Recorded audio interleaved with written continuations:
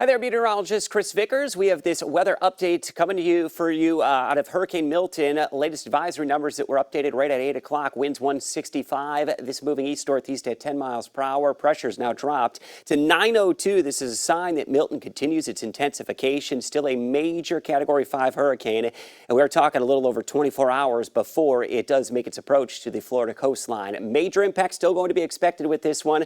About 440 miles southwest of Tampa. Latest track on this. This was updated just earlier this evening, and this continues to move to the northeast at 10 miles per hour. Category 5 storm going to make its approach, and we're expecting major Category 3 strength. That is going to come with those high winds.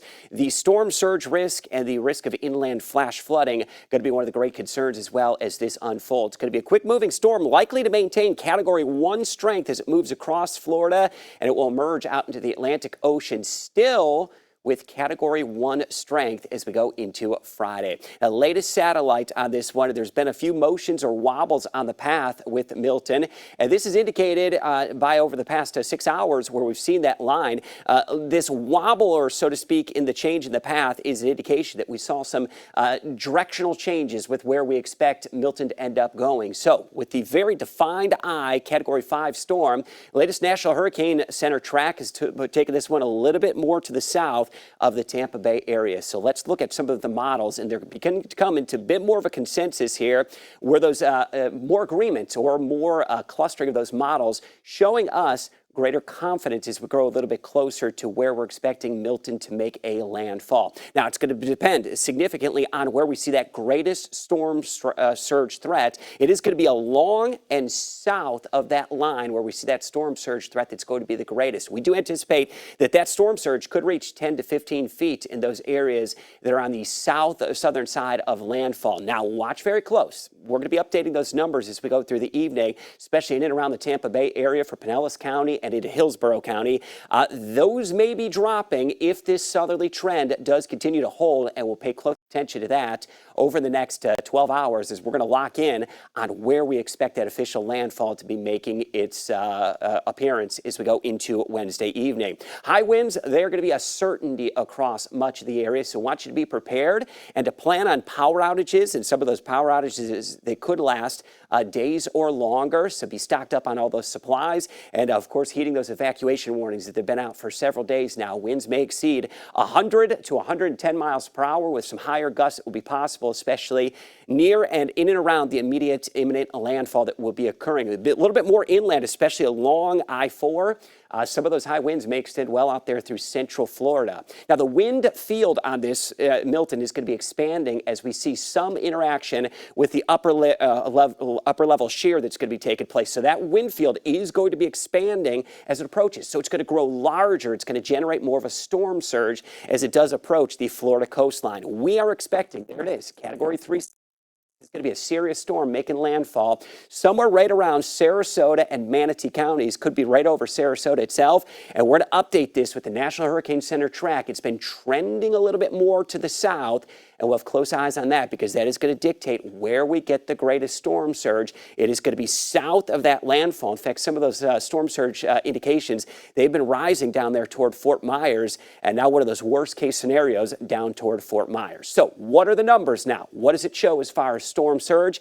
Down there toward Marco Island, around 5 to 8 feet. It increases significantly toward Fort Myers. And these are numbers that really have skyrocketed just over the past 6 hours with some of those southerly track adjustments. They could see up to 12 feet of storm surge down toward Fort Myers. We'll say this is the zone of a little bit of uncertainty because if that track continues to go south, we may see these numbers begin to drop over the next updates that we're going to be getting in. So stay with the latest on what we're anticipating with that final track because we may be seeing these numbers, which are very dire right now, 10 to 15 feet. Those may be dropping as we see that track continue to go down to the south. If you get up toward Crystal River, we're in around Citrus County in the vicinity of about 3 to 5 feet the storm surge. So lesser amounts farther north up toward the Big Bend area in Florida. Overall, though, this is still a very serious situation. It depends on where this ends up tracking. Someone's going to get potentially up to 12 feet or more of storm surge based on that track. Now let's time this out with our hour-by-hour futurecast here. We're going to be seeing some of those showers begin to pick up as early as Wednesday morning. Some light on and off showers. Really, this is your window. It is now closing to see any evacuations or any last-minute supplies that needed to be grabbed, you're going to see that window close very quickly. Some of the storms going to pick up. These storms could include some rotation, which would indicate our tornado threat is going to be increasing as we go into Wednesday afternoon. The future cast pinned right here at 4 o'clock, and these are where some of those heavier cells are going to be moving in, and those cells could have that rotation, so we may be very well talking about that increased tornado potential through Wednesday afternoon, even prior to the landfall of Milton, as some of those tropical bands do rotate into the area. Some of the heaviest of the rain, here it is, toward 8:30, and those heavy bands of rain coming in towards Sarasota, up into Bradenton, St. Petersburg, Tampa,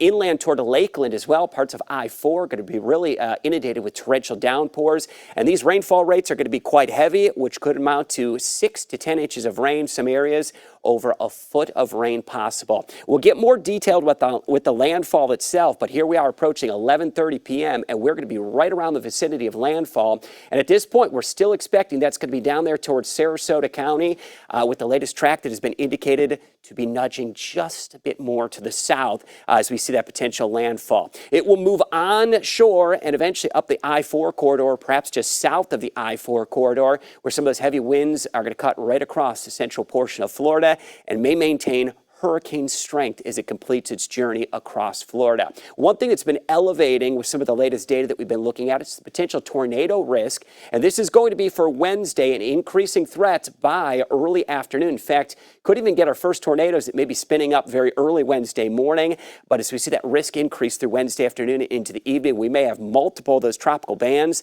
that bring that rotation or those rotating instances where some of those storms would be producing or could be producing tornadoes. Another thing that we're going to watch very close, torrential rain is going to be part of Milton. As this races onshore, some areas, especially along and north of I-4, may end up with 8 to 10 to 12 inches of rain, could end up with over a foot of rain.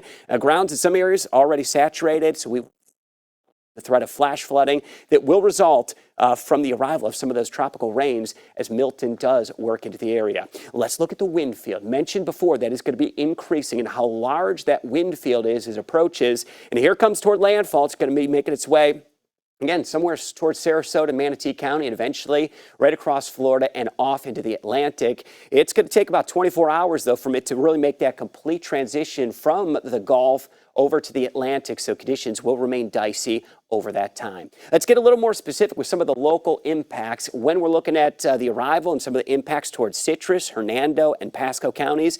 Wednesday, 8 p.m. through Thursday, 8 a.m., the impacts could be 60 to 80 mile per hour winds. The highest surge is going to be over toward Hernando and Pasco counties, a little bit lower up towards Citrus. That's good news because in the wake of Helene, definitely need a break up in those areas. What you need to know, flash flooding is going to remain a threat as that hurricane warning does remain in effect, especially for those coastal locations. Out toward Pinellas and Hillsborough County, Wednesday 6 p.m. through 6 a.m. impacts winds of 80 to 110 miles per hour, and could even see some higher gusts immediately when Milton makes its landfall. Rain 8 to 15 inches. Localized flash flooding is going to be possible, and keep this in mind. That surge there may be some updates on that going forward in the next 6 to 12 hours as we get some of that new data on where we're expecting landfall. And at this point, evacuations certainly should be underway or completed. Out toward Manatee and Sarasota, when 4 p.m.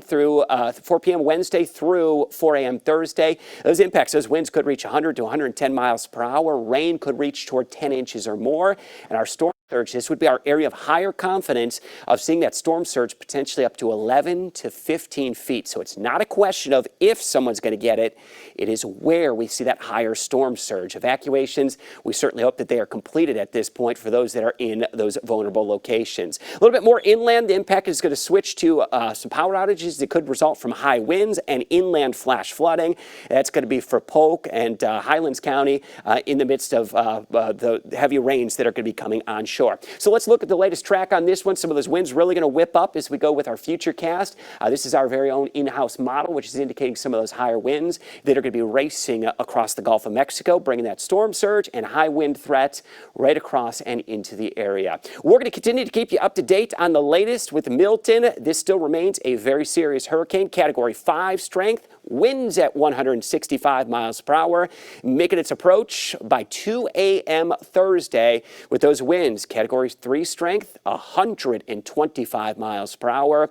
We will have the latest on Milton as we see that landfall approaching just out from 24 hours from now.